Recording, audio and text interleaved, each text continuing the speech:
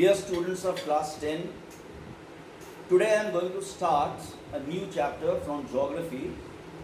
The heading of the chapter is Composition and Layers of the Atmosphere. Composition and Layers of the Atmosphere. First of all, let us find out, पहले हम देखते हैं कि what is atmosphere? How can we define atmosphere? Well, atmosphere is a blanket of air. Atmosphere is a blanket of air जिसके अंदर various types of gases होते हैं which consist of various gases. For example nitrogen, oxygen, carbon dioxide, hydrogen, इसके साथ air water vapours, aerosols. Aerosols क्या होता है? Aerosols are tiny solid particles जो एयर के अंदर होता है. एरोसॉल्स छोटे छोटे सॉलिड पार्टिकल्स होते हैं which are light enough to remain suspended in air. Dust particles, pollens, smoke, ये सारा जो अर्थ को कवर करता है, अर्थ को चारों तरफ से ये कवर करके रखता है, दैट इज कॉल्ड एटमॉस्फेयर. ये सारे जो gases and the other things और सारे जो चीज़ों के बारे में हमने बात किया वो क्यों अपने जगह टिका रहता है? Because of the gravitation of the earth. Earth के ग्रेविटेशन की वजह से ये स्पेस में एस्केप नहीं कर पाते, स्टिक टू देयर पोजिशन. तो इसका हाइट देखो, अर्थ का सरफेस से करीबन हम ऊंचाई पे जाए from the surface of the earth to almost 10,000 kilometer की हाइट तक the atmosphere extends. The atmosphere extends from the surface of the earth to a height of about 10,000 kilometers. Now let us see what are the most important components of the atmosphere. ये जो atmosphere है उसमें हमें मिलता क्या है? देखो 99% of the atmosphere में दो ही गैस ज़्यादा है. One is atmosphere के जितने constituents है उसका 99% is nitrogen and oxygen. Nitrogen occupies about 78% और oxygen है about 21% of the atmosphere by volume. अगर हम volume से देखें तो nitrogen is about 78% of the atmosphere and oxygen is about 21% of the atmosphere. इसके अलावा जो other important gases है, they are argon which is about 0.934%, carbon dioxide which is about 0.033%. इसके अलावा methane, ozone, hydrogen, sulphur dioxide, carbon monoxide etcetera. These are some other gases that are naturally present in the atmosphere. इसके अलावा कुछ inert gases बड़ा minute quantity में, बड़ा कम quantity में कुछ इनर्ट गैसेस भी एटमॉस्फेयर में होता है, जैसे neon, helium, krypton etcetera etcetera. Atmosphere की लोअर लेयर्स में, इन द लोअर लेयर, अर्थ के करीब वाला जो लेयर है उसके अंदर हम वाटर वेपर पाते हैं. We find water vapour. In fact atmosphere की लोअर लेयर्स में जो वाटर वेपर होता है वो अर्थ की सरफेस की, उसका मेजर पार्ट, उसकी ज़्यादातर पार्ट अर्थ का सरफेस का 2000 मीटर के अंदर अंदर पाया जाता है. अब देखो कहाँ पर कितना ये वाटर वेपर का amount, the amount of water vapour found in the atmosphere is not consistent. मतलब कुछ जगहों पर कम होता है, कुछ जगहों पर ज़्यादा होता है. फॉर एग्जांपल इक्वेटोरियल रीजन में the water vapour content of the atmosphere is more, but as we go towards the poles the content of atmosphere in the content of water vapour in the atmosphere that decreases. In fact अगर हम total volume, atmosphere की total volume के हिसाब से ले तो atmosphere के अंदर वाटर वेपर की अमाउंट इज ओनली अबाउट 0.25%. ये जो 0.25% एटमॉस्फेयर में वाटर वेपर है वो उसका 90% अर्थ का सरफेस की 6 किलोमीटर के अंदर अंदर पाया जाता है. इसके अलावा we also find dust particles. ये डस्ट पार्टिकल्स भी लाइक वाटर वेपर, ये डस्ट पार्टिकल्स भी एटमॉस्फेयर की लोअर लेवल में, that is close to the surface of the atmosphere, ये डस्ट पार्टिकल्स पाए जाते हैं. सी, ये जो एटमॉस्फेयर है ये इंसान के लिए, मैनकाइंड के लिए, it is of great importance for mankind. Why? Number one, the atmosphere acts like an insulator. The atmosphere acts as a shield and protection and protects all living beings on the earth from the direct rays of the sun, thus preventing the earth from becoming too hot. ये atmosphere blanket जैसा है. ये अर्थ का surface को सन का direct race से बचाता है. एंड देयरफॉर अर्थ बहुत ज़्यादा हॉट नहीं होता. अगर सन का एंटायर इनकमिंग, सन का जितना लाइट अर्थ तक पहुंचता है वो पूरा अगर अर्थ तक पहुंचता तो earth would be too hot, बहुत ज़्यादा गर्म हो जाता. यहाँ पे कोई लिविंग बीइंग सर्वाइव नहीं कर पाता. और फिर देखो क्या होता है, जितना रोशनी अर्थ, सन का जितना हीट अर्थ का सरफेस तक पहुंचता है, अगर अर्थ रात को वो पूरा गर्मी छोड़ देता, वो पूरा गर्मी को एस्केप होने देता, then the earth would become too cold at night for any living being to survive. तो दिन के वक्त, during the day what happens, the atmosphere prevents the entire solar radiation from reaching the earth. So the earth does not become as hot as it should become. It would become if the atmosphere was not there.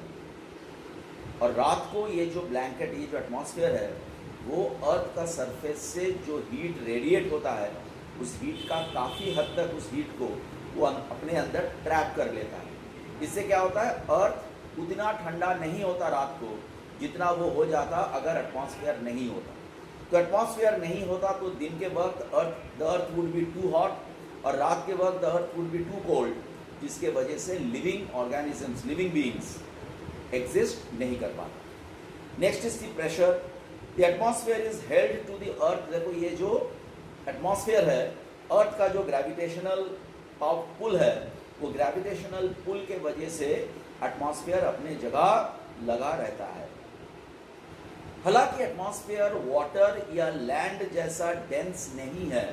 Atmosphere is not so dense as water and land, but still this layer of gas, it has some weight, and therefore because it has weight, it exerts pressure on the earth, and it exerts pressure on us too, and that enables us to stand, move and walk freely on the earth. It is because of ये atmosphere का जो pressure हमारे ऊपर काम करता है, इसी की वजह से हम आसानी से फ्रीली अर्थ के सरफेस के ऊपर खड़े हो पाते हैं, चल पाते हैं, मूवमेंट कर पाते हैं. इनफैक्ट ये सी लेवल में एटमॉस्फेयर का प्रेशर अलग जगह पे अलग होता है, but at sea level the ideal atmospheric pressure is 1034 grams per square centimetre at sea level. देखो मैन डज नॉट, अब सवाल है कि देखो हमारे ऊपर अगर इतना एटमॉस्फेरिक प्रेशर है, इतना प्रेशर अगर हमारे ऊपर काम, हमारे बॉडी के ऊपर आउटसाइड से, बाहर से ये एटमॉस्फेयर का इतना प्रेशर अगर हमारे ऊपर काम कर रहा है, तो हम कोलैप्स क्यों नहीं करते, हम गिर क्यों नहीं जाते, टूट सा क्यों नहीं जाते? बिकॉज हमारे बॉडी के अंदर भी एयर है, and this air inside our body, it exerts outside pressure, it wants to go outside, it exerts an outward pressure. और एटमॉस्फेयर का pressure that exerts an inward pressure, और ये आउटवर्ड और इनवर्ड प्रेशर बैलेंस हो जाता है, and therefore equal हो जाता है, बैलेंस हो जाता है, therefore we do not collapse. देखो एटमॉस्फेयर क्या करता है, जिंदगी, लाइफ, इस अर्थ में लाइफ को एग्जिस्ट करने के लिए, for life to exist on this earth we need some basic materials जो बड़ा vital important है for the development and maintenance of life on earth. The atmosphere constantly keeps these basic elements in motion. जैसे हो गया oxygen. Oxygen important है because all animals breathe in oxygen. Oxygen नहीं होगा तो हम सफोकेट करेंगे. एटमॉस्फेयर के अंदर नाइट्रोजन है. ये नाइट्रोजन एयर का सबसे लार्जेस्ट प्रोपोर्शन नाइट्रोजन ही है. Nitrogen is required by plants. The proteins that help to build up our body also contain nitrogen. हमारे शरीर के अंदर जो प्रोटीन्स है, उसको बिल्डअप होने के लिए भी नाइट्रोजन होना जरूरी है. एटमॉस्फेयर के अंदर कार्बन डाइऑक्साइड है, और प्लांट्स क्या करता है, अपना फूड बनाने के लिए कार्बन डाइऑक्साइड को इनहेल करता है. कार्बन डाइऑक्साइड को इनहेल करता है, it makes its food, and in the process of making food it exhales oxygen. So अगर प्लांट्स नहीं होता तो animal kind would not have survived. उसके बाद देखो एटमॉस्फेयर के अंदर ओजोन होता है. ये एटमॉस्फेयर का जो सेकंड लेयर है, दैट इज स्ट्रेटोस्फेयर, इसके अंदर ओजोन होता है. ओजोन क्या है? ओजोन एक कलरलेस गैस है जिसका बड़ा स्ट्रॉन्ग स्मेल है. एटमॉस्फेयर की सारे लेयर्स में कुछ ना कुछ थोड़ा बहुत क्वांटिटी में ओजोन मिलता है, but in the stratosphere, that is earth से कुछ 10 से 50 किलोमीटर के अंदर ये ओजोन का बड़ा ज़्यादा कॉन्सेंट्रेशन होता है। ये मैंने थोड़ा गलत बोला, ये 12 किलोमीटर से अर्थ का सरफेस से जो स्ट्रेटोस्फियर, ट्रोपोस्फियर सबसे लोअर सरफेस है, उसके बाद स्ट्रेटोस्फियर है। स्ट्रेटोस्फियर के अंदर 12 से 35 किलोमीटर के बीच का जो लेयर है, इस लेयर के अंदर बहुत ज़्यादा कॉन्सेंट्रेशन ऑफ ओजोन लेयर होता है। ये ओजोन लेयर क्या करते हैं, ये बहुत इंपॉर्टेंट, इसको बोलते हैं, ओजोन लेयर को कहा जाता है द अम्ब्रेला ऑफ द अर्थ। क्या कहा जाता है? द अम्ब्रेला ऑफ द अर्थ। ये ओजोन लेयर सन का जो रेज है, जो सन लाइट होता है, उसके अंदर जो अल्ट्रा वायलेट रेडिएशन है, वो अल्ट्रा वायलेट रेडिएशन को वो एब्जॉर्ब कर लेता है। The ozone layer does not allow the ultra violet radiation of the earth, of the sun to reach the earth, and it is because of this, it is because the ultraviolet UV rays do not reach the earth because of the ozone layer. The animals and plants can survive on the earth. देखो, next is water vapor. Water vapor is very important क्योंकि water vapor से ही cloud बनता है and rainfall, snowfall वगैरह होता है, जो हमारे fresh water का सबसे बड़ा source है। Oxygen, carbon dioxide and ozone, ये तीनों गैसेस क्या करता है, कम कम क्वांटिटी में सनलाइट को एब्जॉर्ब कर लेता है और अर्थ का टेम्परेचर को रेगुलेट करने के लिए मदद करता है। इसके अलावा देखो, स्काई का जो हम कलर देखते हैं, the blue colour of the sky that we see, या डॉन या डस्क के समय जो orange colour of the sky हम देखते हैं, it is because the dust particles, जो डस्ट पार्टिकल्स है वो क्या करते हैं, they act as tiny mirror, they act as tiny mirror and they reflect the short wave radiation of the sun का जो short wave radiation है उसको reflect करता है and gives the blueness to the sky। शाम के वक्त, सुबह के वक्त they cause an orange hue in the sky। the dust particles sunlight को scatter करता है and therefore this happens। अगर dust particles नहीं होता तो अर्थ मून जैसा होता, मतलब दिन में बहुत ज़्यादा उजाला एंड रात को एब्सोल्यूट डार्क। इनफैक्ट दिन के वक्त भी जहाँ सनलाइट नहीं पहुँचता वहाँ पर भी एब्सोल्युटली डार्क होता है।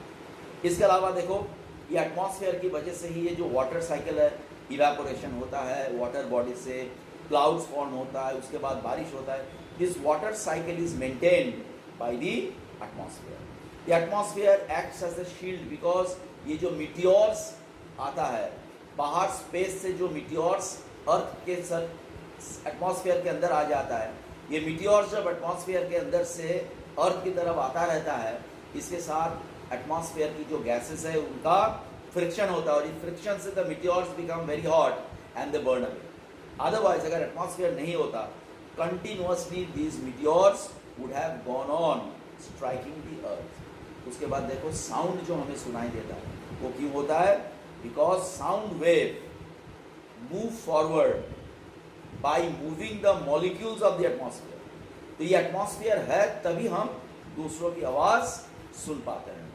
So these are the various different things how atmosphere helps man and the other living organisms on the surface of the earth।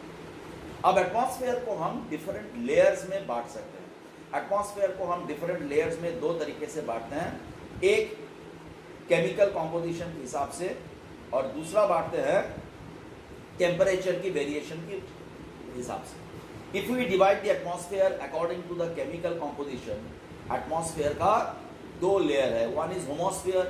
होमोस्फेयर ये जो वर्ड है ये आता है from the word homo. Homo means uniform, अर्थात एक जैसा। ये होमोस्फेयर अर्थ की सरफेस से 90 किलोमीटर तक होमोस्फेयर है। ये स्फीयर को हम लोग इसलिए ऐसा नाम देते हैं क्योंकि इनसाइड द होमोस्फीयर एटमॉस्फेयर का जो अलग अलग सब्सटेंस जो एटमॉस्फेयर में मिलता है, जैसे nitrogen, oxygen, inert gases like neon, krypton, carbon dioxide etcetera, उनका प्रोपोर्शन यूनिफॉर्म है। मतलब होमोस्फेयर के अंदर आप जहाँ पे भी जाओगे, wherever you go within the homosphere, the proportion of these gases will remain the same।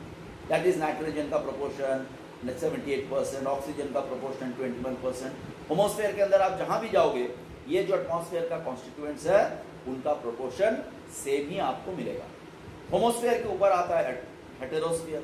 ये अर्थ का सरफेस से 90 किलोमीटर ऊपर से शुरू होकर अप टू 10,000 किलोमीटर अर्थात जहां पे एटमॉस्फेयर खत्म होता है वहां तक एक्सटेंड करता है हेटेरोस्फीयर। ये हेटेरोस्फीयर में क्या होता है, the concentration of gases of the various gases वो अलग अलग जगह पे वेरी करता है। जैसे in the lower layers of the heterosphere atmospheric nitrogen का क्वांटिटी बहुत ज़्यादा है। उसके बाद 200 किलोमीटर से 1000 किलोमीटर तक there is high percentage of atomic oxygen. उसके बाद there is a high percentage of atomic helium and finally there is a high percentage of hydrogen. So it is the hydrogen layer. तो heterosphere के अंदर हम जैसे ऊपर ऊपर ऊपर जाते रहते हैं the constituents of the atmosphere वो बहुत ज़्यादा चेंज हो जाता है। मतलब सारा हेटेरोस्फीयर में एटमॉस्फेयर की जो कॉम्पोजिशन है वो सेम नहीं रहता, इसीलिए इस लेयर को हेटेरोस्फीयर कहा जाता है। Now we come to the more important part that is temperature के आधार पर एटमॉस्फेयर की कहाँ कितना टेम्परेचर है उसके आधार पर जब हम एटमॉस्फेयर को अलग अलग लेयर में डिवाइड करते हैं तो उसमें सबसे पहले आता है, सबसे लोअर लेयर आता है टोपोस्फियर।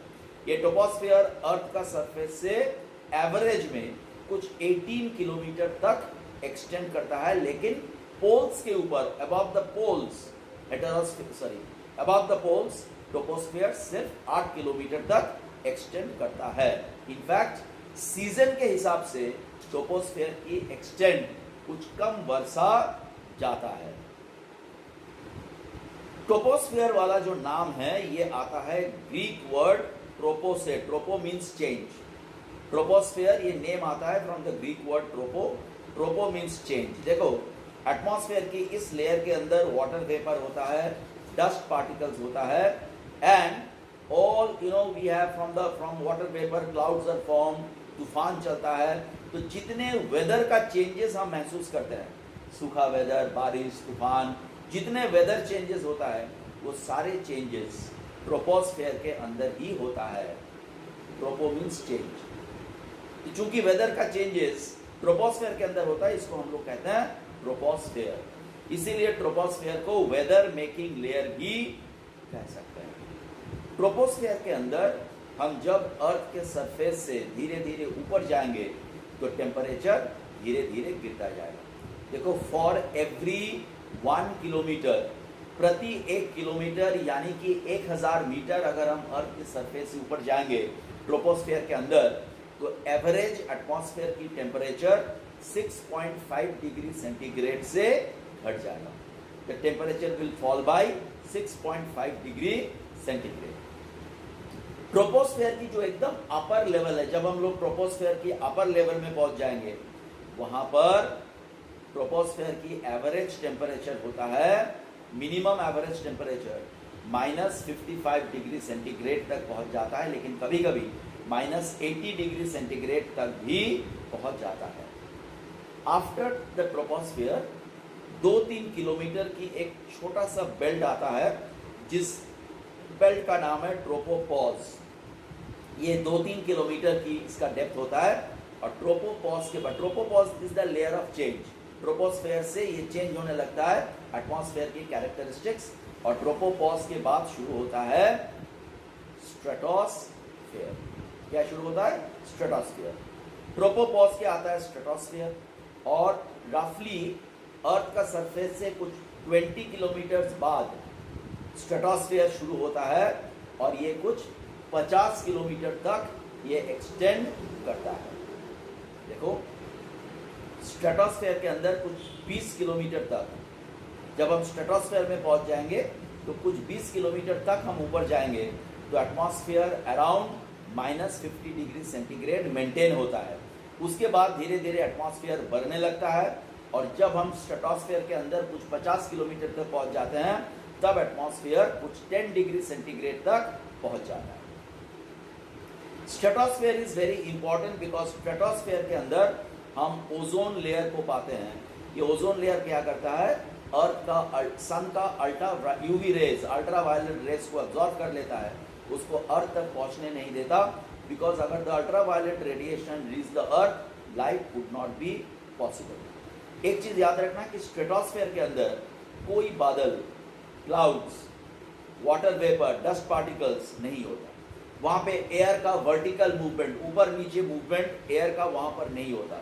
ये एक ऐसा एटमॉस्फेयर का लेयर है जहां पे कोई डिस्टरबेंस नहीं होता, एंड देयरफॉर जेट प्लेन्स या जो प्लेन्स लॉन्ग डिस्टेंस ट्रैवल करता है वो स्ट्रेटोस्फेयर के अंदर से ही ट्रैवल करता है, बिकॉज यहाँ पर किसी भी वेदर डिस्टरबेंस के बिना, free from any weather disturbance, these planes can travel. Next is देखो जी, बिल्कुल जैसे ट्रोपोस्फेयर की ऊपर वाला लेयर ट्रोपोपॉज है, उसके बाद स्ट्रेटोस्फेयर स्टार्ट होता है, उसी तरह से स्ट्रेटोस्फेयर का ऊपर वाला लेयर को स्ट्रेटोपॉज बोला जाता है। स्ट्रेटोपॉज के बाद स्ट्रेटोपॉज के अंदर टेम्परेचर 10 डिग्री सेंटीग्रेड तक रहता है। उसके बाद the next layer that is mesosphere starts. Mesosphere, stratosphere के बाद ये मेसोस्फेयर जो है, मेसोस्फेयर कुछ 50 डिग्री अर्थ का सरफेस से कुछ 50 किलोमीटर में शुरू होता है, और उसके बाद कुछ 80 किलोमीटर तक, अर्थ का सरफेस से 50 किलोमीटर से मेसोस्फेयर स्टार्ट होता है, कुछ 80 किलोमीटर तक ये मेसोस्फेयर एक्सटेंड करता है। अर्थात मेसोस्फेयर का जो थिकनेस है it is about 30 kilometres. Mesosphere के अंदर तापमान, temperature once again begins to fall. Mesosphere के अंदर temperature gradually begins to fall at an altitude of 80 kilometre, that is जहां पर मेसोस्फेयर खत्म होता है वहां पर मेसोस्फेयर की temperature is around -83 degree centigrade. Mesosphere, ये जो हमने पहले बात किया था होमोस्फेयर और हेटेरोस्फेयर की, जहां पर मेसोस्फेयर खत्म होता है अराउंड वहीं पर होमोस्फेयर भी खत्म होता है। इट इज द इनफैक्ट ये जो मैंने पहले बताया था कि मेटियोर्स जब अर्थ के सरफेस के अंदर आता है तो अर्थ के सरफेस में पहुंचने का पहले ही ज्यादातर मेटियोर्स, 99% मेटियोर्स जल के राख हो जाता है। ये मेटियोर्स सारे मेसोस्फेयर में आके ही मेटियोर्स जल के राख होता है, वो खत्म होता है। मेसोस्फेयर के बाद जो लेयर आता है that layer is called ionosphere और थर्मोस्फेयर। मेसोस्फेयर के बाद आता है आयनोस्फेयर और थर्मोस्फेयर। देखो, आयनोस्फेयर या थर्मोस्फेयर के बाद दोबारा टेम्परेचर बहुत तेजी से, बहुत फास्ट टेम्परेचर राइज करता है, एंड इनफैक्ट थर्मोस्फेयर के अंदर जो एटमॉस्फेयर के टेम्परेचर है वो 1200 डिग्री सेंटीग्रेड तक पहुंच जाता है। ये थर्मोस्फेयर जो है ये अर्थ का सरफेस से कुछ 80 किलोमीटर से वो शुरू होता है और 500 किलोमीटर तक एक्सटेंड करता है।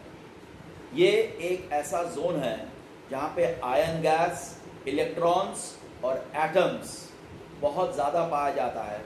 इस लेयर में आयनाइजेशन घटता है और इस आयनाइजेशन की वजह से atoms are converted into ions through the removal or addition of electrons, giving them an electric charge. Therefore, इस लेयर में जो एयर है, the air contains electric charge, और इस लेयर क्या करती है? इस layer is very important because जब इलेक्ट्रॉनिक सिग्नल्स, रेडियो सिग्नल्स भेजा जाता है, वो रेडियो सिग्नल्स इसी लेयर के जरिए रिफ्लेक्ट होकर वापस अर्थ में आ जाता है। Therefore, रेडियो कम्युनिकेशन के लिए, for radio communication, the thermosphere is very very important. बिल्कुल जैसे स्ट्रेटोस्फेयर क्या करता है, ultraviolet rays of the sun को अब्सॉर्ब करता है, उसी तरह से आयनोस्फेयर भी very beneficial to living organisms है, बिकॉज आयनोस्फेयर अर्थ सन का रेडिएशन के अंदर जो एक्स रेज है, गामा रेज है, इनको अब्सॉर्ब करता है। You must have heard about the brilliant display of light that occurs, जो रोशनी, बड़ा ब्राइट रोशनी जो नॉर्थ पोल और साउथ पोल में जो 6-6 महीने की डार्कनेस होता है, उस डार्कनेस के समय नॉर्थ पोल और साउथ पोल के ऊपर 6 महीने का पीरियड ऑफ डार्कनेस होता है।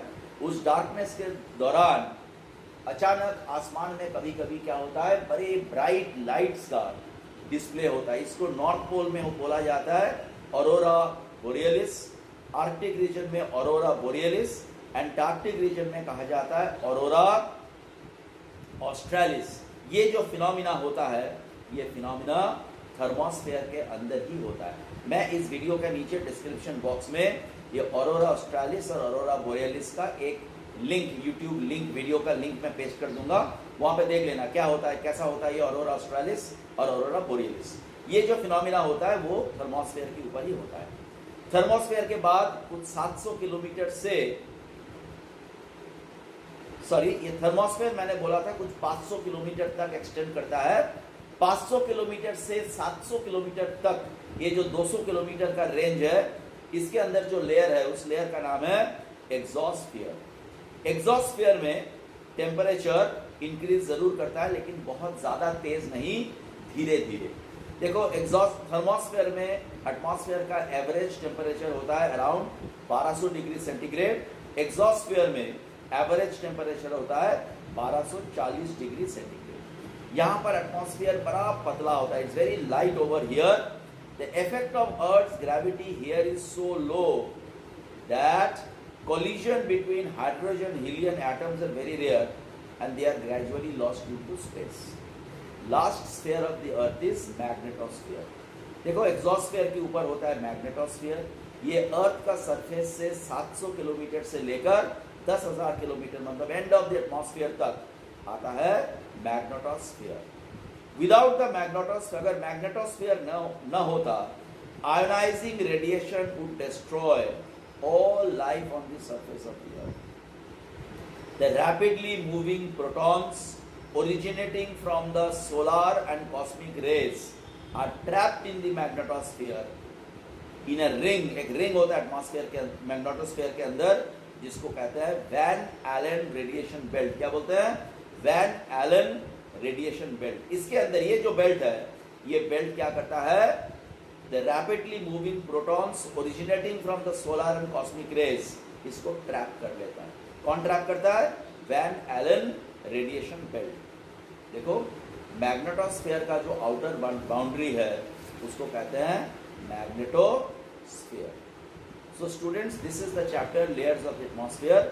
After this we shall go into the other part of atmosphere. Atmospheric जितने भी फिनोमिना है, एटमॉस्फेरिक प्रेशर, temperature वगैरह we will do later on. So please go through this, and about the notes I will inform you how you will get it.